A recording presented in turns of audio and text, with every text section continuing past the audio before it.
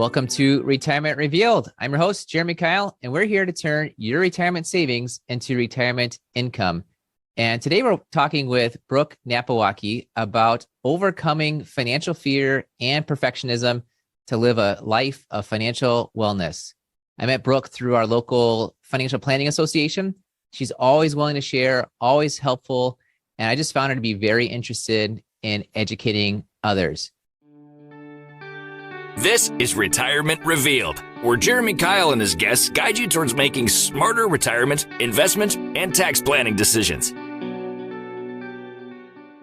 Brooke, welcome to the show. Thank you. Happy to be here. Yeah, you got it. And part of this education is related to some workshops that really piqued my interest. But before we talk about that, tell us a little bit about yourself and what you do as a financial advisor. Yeah, absolutely. So I've been in financial services for about 20 years. The first 11 years was in banking, and then now about 8-9 years as a financial advisor, financial planner. And so we all have a lot of roles. So first I have to say I'm a mother and a wife. So that keeps me busy on my own. My primary professional role is with Pegasus Partners. So I work as a wealth advisor. We're a family office and really mix customized investments, both public and private investment solutions with holistic financial planning. So we work with about 300 families.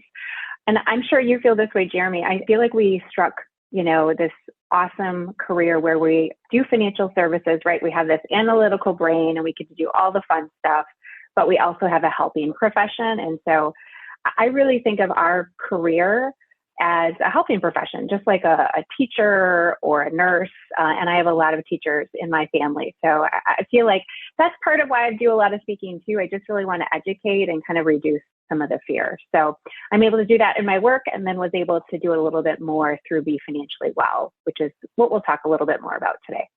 Yeah, you got it. I think we've got a similar connection. That's why I think we can get along so well, is that I also have a lot of educators in my family. My mom's a math teacher. My wife's an elementary school counselor. So I got a bit of the financial psychology that I love to learn about too. And I really like that you mentioned first that you're a mother and a wife before you talked about your career. I think that's just an excellent ordering for everyone. Although I will say it feels as if, and we're going to get into like gender roles a little bit today, but it feels as if it's easier or more expected for a female to say, I'm a mother and wife first before the career. And I think just kind of the combination of all this stuff is really why you're focused on these financial workshops for women specifically, and girls too, because you started one with your daughter. That's just amazing. So I threw a lot of stuff right there, but just tell me, what prompted creating a female-focused financial workshop? So I would agree with you, Jeremy, that gender norms are certainly still here with us, right? They don't go away magically. It's going to take multiple generations for that to move forward. And sometimes those gender norms are difficult for mothers, and sometimes they're difficult for fathers and men and women. And so I think, part of my focus on women and the women's workshops is just my experience being a woman that likes to talk about money. I've just had a lot of people come up to me, right? They've asked me questions, their friends come and talk to me. And often it's in a reactive, problem-oriented situation, right? So I'm talking to women at a really low point. It might be financial abuse during a divorce. It could be a widow that never had exposure to money before, and now they have a lot of questions. Someone with a lot of student debt, right? And shame. So I think, to your point, there are a lot of feelings that go along with money. Sometimes we try to ignore it, but I think really opening up that heart and being aware of feelings around money can help. And so that's where, Be Financially Well came up, because we wanted to talk some about financial literacy, improve financial confidence, but we wanted to also kind of peel that back and have people understand what really creates financial wellness. And that's a multidisciplinary approach. It's not just a budget or a balance sheet. You talked about kind of the feelings and almost exposure to money. And you and I have talked about this before. And I'm thinking, especially, you mentioned widows. We've had a situation in our office recently where a widow was not opening her mail and was not responding to the phone calls and emails from us to review her investments. And we had a newer person kind of say, kind of like, well, what's the deal? And I said, well, I'm just assuming, and because we're having trouble get a hold of this person, I have a feeling that she's got a lot of money anxiety, perhaps because she wasn't exposed to money while her husband was living. And at the same time, every time you open up that financial statement that was maybe an account that used to be your husband's, like there's a lot of financial feelings that are there that maybe a 25-year-old male doesn't pick up on. Right. And so I appreciate you kind of mentioning that, talking about that, and just related to all those, you created these workshops. Tell us a bit about these workshops kind of overall, and then how it works, focusing on girls, focusing on women. Yeah. All of the workshops that we do really focus, the theme is financial wellness, and we work through the 5 elements of financial wellness. And we can go into those later, but at a high level, they're beliefs, behavior, worth, wealth, and purpose. So we walk through those and what they mean, and it's an interactive workshop. So for girls, part of the reason I started the girls workshop was during the pandemic, I was working from home. My daughter, Ellie, who's 13, was doing school from home, and we would share our lunch hour. And we would watch the financial news so I could get my update, because if you recall, Jeremy, there was a lot of volatility, right, early on in that pandemic.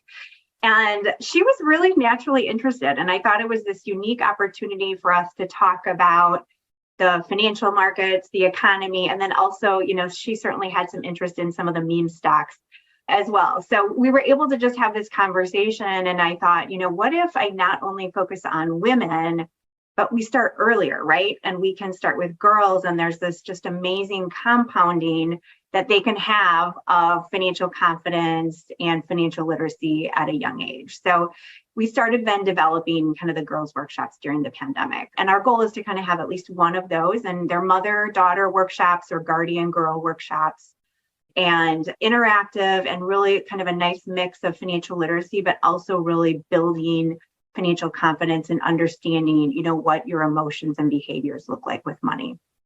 And then for women, those are primarily driven through different employee resource groups with companies. It could be different associations where there are groups of women, as well as employee benefits presentations. So if there's a wellness theme, that's something that I see a lot with employers. We want to make sure financial wellness is included, not just physical wellness or mental health, but I really want to see financial wellness coming through, and for us not to be afraid, for employers not to be afraid to talk about that. Because if you think about it, right, if you're not financially well, certainly that seeps into many areas, if not all areas of your life. Yeah. And some of the things I mentioned, the word exposure, and I love that you're talking to girls, because anyone needs this exposure early. And just something that really stuck with me for my whole life now is I was back in college, and we were going to just going out with some friends. But one of the lady that was driving, she said, I got to stop by the ATM first. Well, we get through the drive-through, we're at the ATM, and she just stops and just isn't like moving. And we're kind of wondering what's going on. And then she starts crying, and we say, what's going on? She said, well, my dad was the one that always did this. I've never worked an ATM before. And of course, her dad had just, passed away a few months earlier. And that's like so impactful. Like I always think of that. And recently it's like Christmas and birthdays, and the kids get money. And I've got 2 daughters. So my wife said, oh, can you stop by and, deposit these checks? No, I am not stopping by and depositing these checks. These girls are going to come in and deposit the checks with us. And it's just all from that experience. Like It's not even a teaching of knowledge of here's what's a dollar and a check and a credit card or anything. It's just being even exposed to that is so key. So that's what really just got me interested in, okay, we got to talk, because you got these mother-daughter workshops. That's amazing. Yeah, no, and I still see that, right? We see less 20-year-olds, but we still see it really frequently with boomer women. It's not always their husband. It can be their father that really still does everything for them, which is scary, right? Because that means their fathers are in their 80s and 90s, and they're still doing it. But I had a similar situation, even with my daughter. I'm always still learning and growing as a parent. It certainly is not something that I've mastered, but I wanted her to just go pay for something, and you can't use cash for a lot of things, right? So I gave her my credit card to pay for it. And she was all nervous. And I was like, oh, we need to get you comfortable with this, right? To not be afraid, but to understand, right, the pros and cons of using a credit card or a debit card. So that was one of our winter break projects, as we got her signed up. So she has a debit card, and we're going to be working on that kind of the first quarter together. But to your point, just to practice to actually do it, I think, if you have children or grandchildren in your life, just to do it together and just to have conversations. It doesn't have to be anything that you have to add to your life. I think that's the hard part. Working parents are so busy, but it can be like you're at Target and your child wants to buy something, like have a conversation there. Do it in real time. You're already going to the bank just like you did it. Take your child with you so they can see it. So it doesn't always have to be something added, but sometimes we feel like we don't want to bother children. We're not bothering them, right? We're really preparing them. Yeah, that's good. And of course, everyone grows up. The girls that I have grow up too quick, right? That's how it works for everybody. And something that you mentioned to me earlier that I just didn't quite think of until you mentioned, I thought, wait a second, this makes sense. Where you said a lot of times it's time, fear, and perfectionism. Especially the perfectionism, like took me a little bit to really think through it. But it's time, fear, and perfectionism that can prevent women or girls, from being financially confident. Can you just speak to that a little bit? Yeah. So as I was kind of starting to put together our thoughts for Be Financially Well, I came across a study by Anna Maria Lusardi. So the study is called Fearless Women. So I don't know if you can put that in your show notes or you can got it ready to go. Yeah, great. So it's really a quite recent study as well. And I spent some time with it, and I have a lot of anecdotal information, right? Because I talk with a lot of women, but this really helped me. And it also helped me think about girls. And one of the things that they found is when women and men both did a standard financial literacy test, and they only had to choose from answers, they scored pretty similarly. There were some areas where women weren't quite as high, but it was pretty similar. But what the study found is when there was the addition of an I don't know option, women would put I don't know a lot, right? And so then they would score well much less often. So really what the study found was there's this confidence gap for women. But as I've done research and the study alluded to, it's also this perfectionist tendency. So women feel like if they're not going to be perfect at it, if they don't have all the answers, if they don't know everything, then they feel like they can't move forward, right? And what happens is, particularly with something like investing, we know that, two of the most important rules are to invest early and often. They're not doing that, right? They're not investing early and often. And so they're missing out on a lot of compounding that they could have had. And the reality is it's difficult. It's impossible to make the perfect portfolio. It's impossible to have the perfect financial picture. We do this for a living. And I know I'm not perfect financially. And Jeremy, you probably aren't either. Maybe you're close, but you're probably not perfect.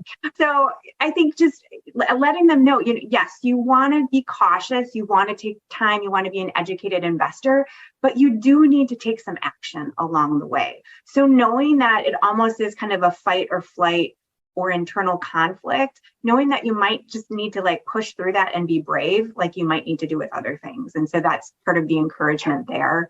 And then certainly, from a time standpoint, there's just a lot of roles, right? And it's because of some of the social norms that we still have. And this isn't true for all households, but for many households, if you're a working mother or a mother that stays home, you just have a lot of other roles, and we divide and conquer in our households. And too often, I think long-term money topics like investing are taken control by a man. And that's not always true. And I think it's less and less true for younger couples, but it still is shown to be statistically more prevalent in activity that men do. So getting involved, if there's an advisor involved, right? Spending time with that advisor so you know who they are, I think is really, really helpful. It's Jeremy Keil here, and I know you're listening to the Retirement Reveal podcast because you want to learn more about making great retirement decisions. I've created a free video course for you to do just that. Head over to 5stepretirementplan.com and sign up to receive this video training right in your email inbox.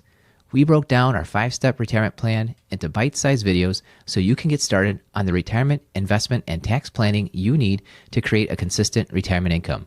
Go to 5stepretirementplan.com. Use the number or spell it out. You'll get there either way. 5stepretirementplan.com. Thanks for listening. And now for the rest of the show. Yeah, and we're talking a bit about gender norms, I think, or roles sometimes. But you mentioned meme stocks.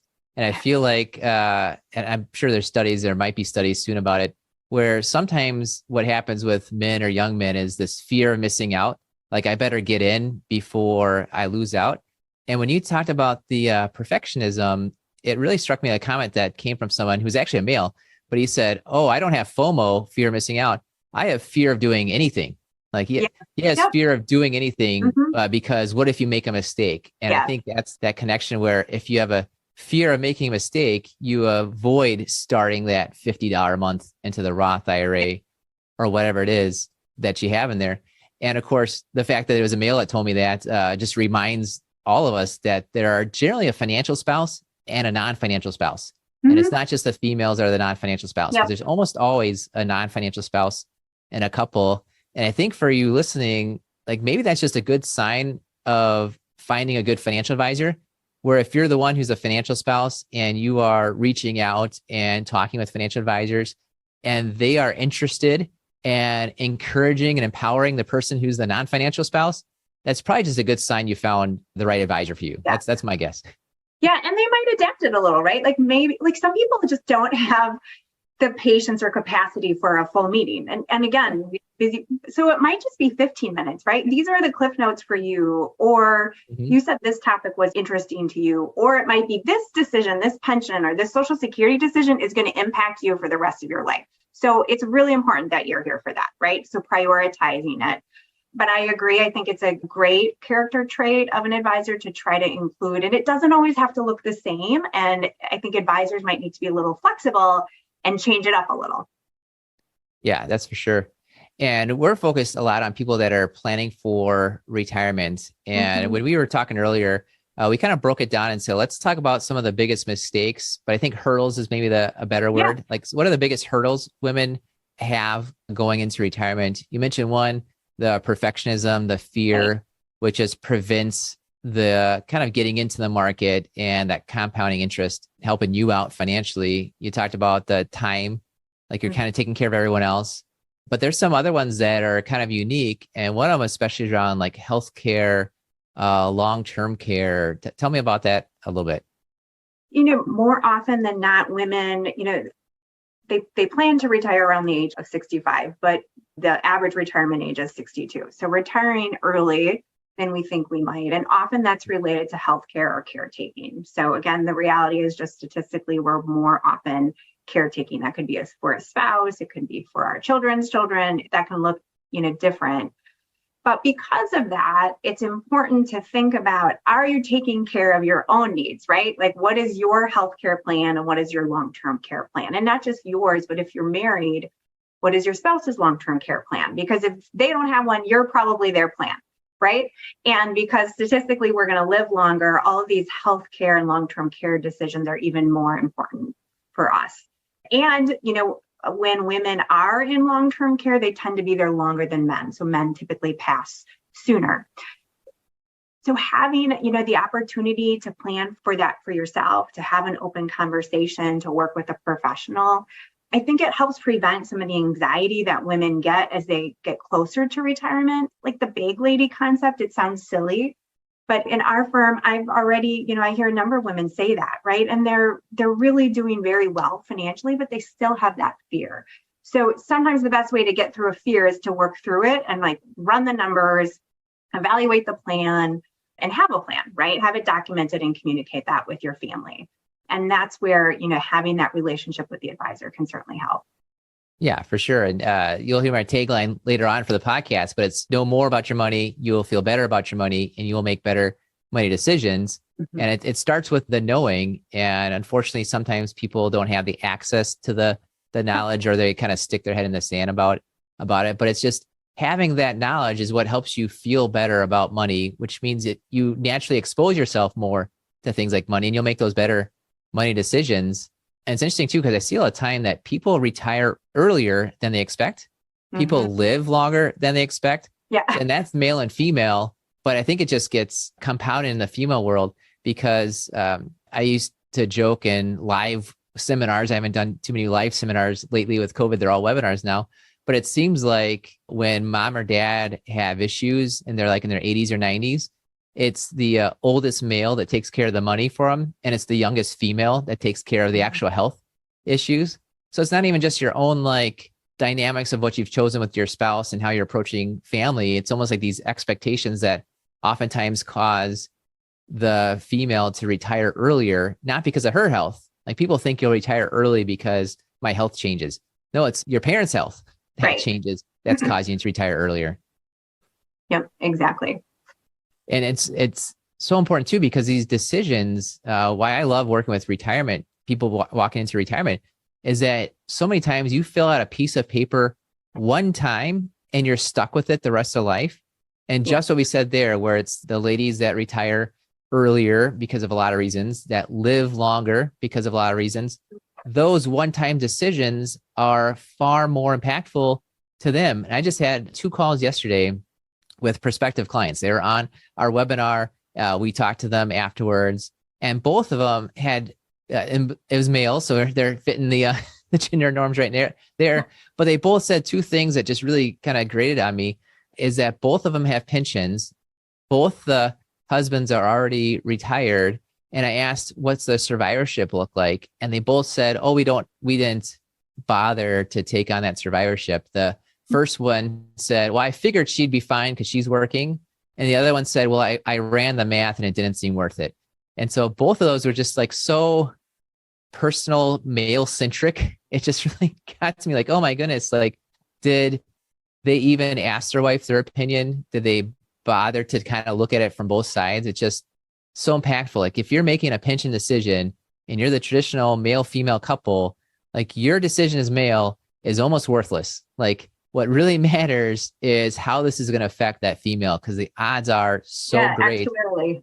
Yeah. It just, it got to me. And that's one of the reasons why we're so just focused on this decision ahead of time. Like you fill out a piece of paper first, there needs to be 2 of you involved because there's 2 people that it affects. And actually, if anyone gets more votes, it's the younger female, because she's the one that's going to deal with it a lot longer. Yeah, good.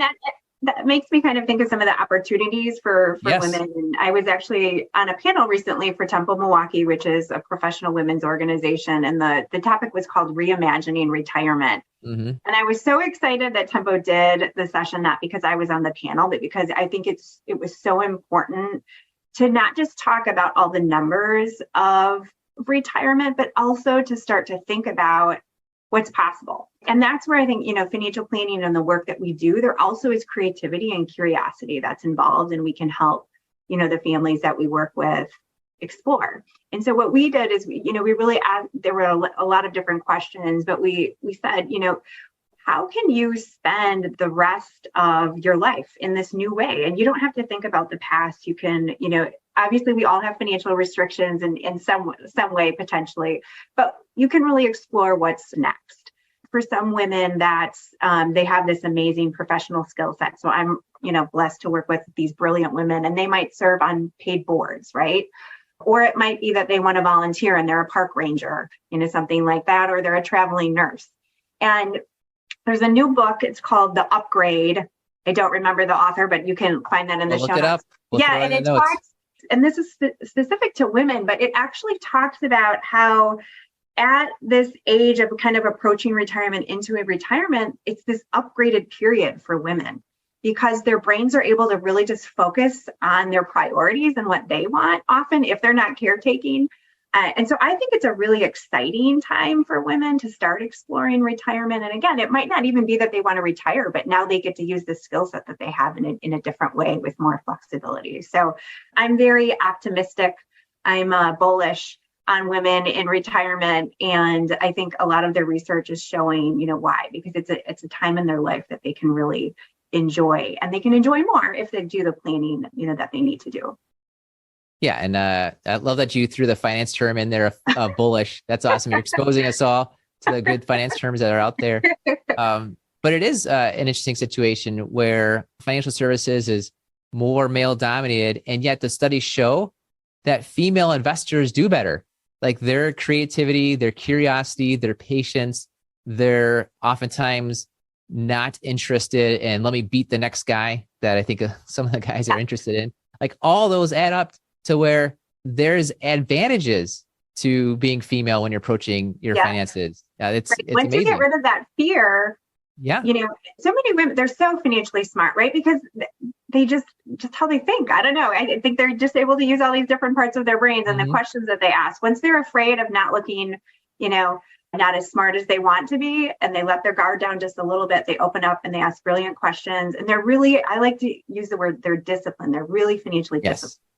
And so if they have a goal in mind, they'll move forward on it. But I often find that they can still be flexible. So if we have to course, correct or redirect, they're able to do that. And again, that's not that men aren't, but I think that is kind of a natural skill set, that discipline and the ability to follow a plan. I definitely hear less from women. Like, I heard about this stock on the golf course, not just because women golf less, but I just don't hear that as much, right? Like, because they know the background of the plan, they understand how we're moving forward, and they're like on the bus and they're ready to move forward together. Yeah, awesome. Well, this has been fun. And I've got one more question for you, Brooke. But before we get to that, tell us, what's the best way for people to reach out to you? Yeah, so I think probably one of the best ways is going to be on LinkedIn. You can find out more about the work that I do, and then also visit the Be Financially Well website. And I'm sure, Jeremy, you'll include that link for them. You got it. It'll all be there for you. And of course, if you're interested in learning more about what we do, you can check us out at retirement-revealed.com. All right, final question, Brooke, for you. Tell us something about yourself that few people know about. And remember that this podcast is rated clean. Okay, so I'm going to tell kind of a small childhood story and kind of how I got into business, which I think is funny. It goes back to my mom being a teacher. Okay, so if your mother's a teacher, you know that she's home with you for the summer. And I kind of feel bad for her because she ended up driving all the other kids around. But she would not rest a lot, but she did enjoy soap operas. That's why I'm named Brooke. There's a couple of Brooks in soap operas, but I also got an interest in business because of this.